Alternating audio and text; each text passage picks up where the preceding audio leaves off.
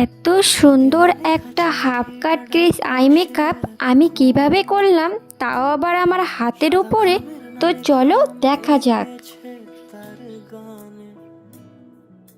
So প্রথমেই তোমাদেরকে করতে লাগবে হাতটাকে প্রিপেয়ার। আমি এখানে একটা কনসিলার দিয়ে হাতটিকে খুব ভালোভাবে প্রিপেয়ার করেছি। তারপরে এই মার্সের জেল আইলাইনার দিয়ে আমি একটা আইব্রো ড্র করার চেষ্টা করলাম। তোমরা দেখতেই পাচ্ছ আইব্রোটি কতটা সুন্দর হয়েছে।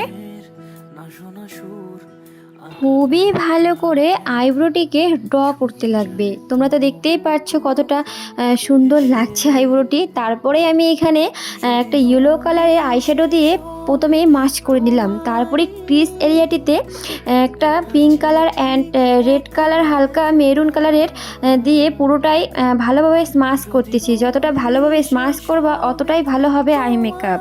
তো তোমরা দেখতেই থাকো, ভীষণই সুন্দর এই আই মেকআপটি।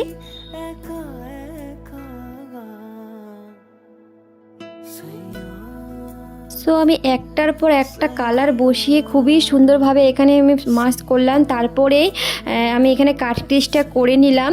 করার পরে দেখো লুকটা এরকম এসেছে। খুবই ধ্যান দিয়ে এটা করতে লাগবে। কাট ক্রিস কিন্তু করাটা বলতে গেলে সোজা কিছু না। তো তারপরে আমি জেল আইলাইনার দিয়ে চোখটিকে পুরোপুরি ড্র করার চেষ্টা করলাম, যেটা আমাদের মনে হবে যে চোখটা বন্ধ করে আছে, উপরের পোর্শনটা মনে হবে।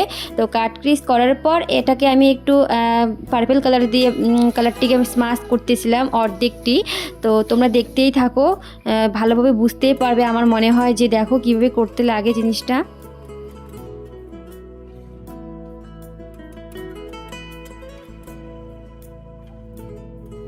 খুবই সাবধানের সাথে আমি কাটক্রিসের ভিতরের অংশটিকে পার্পেল কালার দিয়ে স্মাশ করতেছিলাম। আর এই কাজটি অনেকটা সাবধানে করতে লাগবে, কারণ কালার এদিক ওদিক হয়ে গেলেই সর্বনাশ, দেখতে খুবই খারাপ লাগে।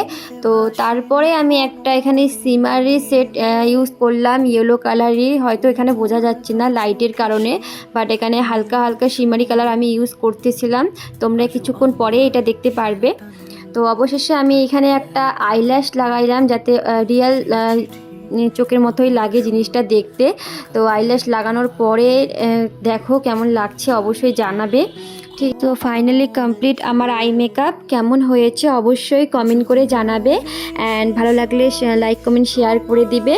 তো অবশেষে আমি একটা লাইনার লাগিয়ে কাজটিকে একদম কমপ্লিট করে দিলাম। So tata.